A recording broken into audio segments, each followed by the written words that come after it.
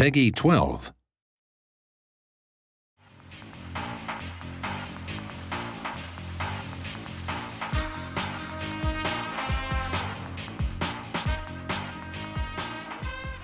On June 28th, 1985, I played Spy Hunter at the 3rd Annual Masters Tournament, which was a Guinness Book tournament.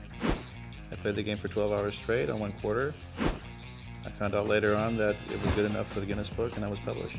The game was, just fascinating. There was crowds around it. That was one game that I was drawn to. I think it just allowed things to be faster. It allowed to experiment, putting guns and other such things on cars. Spy Hunter was definitely one of the most challenging video games.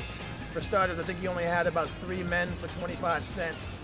And it was real hard, the game was non-stop. You pretty much were working. You couldn't take your eyes off the machine for even 2 seconds. I think it was just different than what they had in the past. It wasn't a maze game like Pac-Man. People were looking for unique games that simulated real life.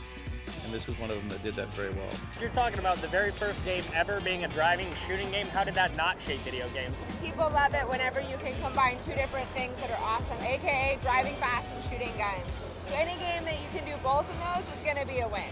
You have to develop patterns and strategies for the enemies, and you have to find out their characteristics and break it down.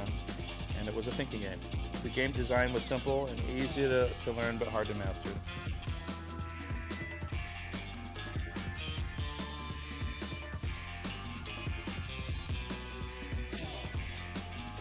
Atmosphere of arcades is something kids probably know nothing. It's a very dirty place. It's kind of like a nightclub for kids. All the girls were there, all the guys were there. If you weren't in the arcade, you're kind of a square, you were a superstar if you were good at a game.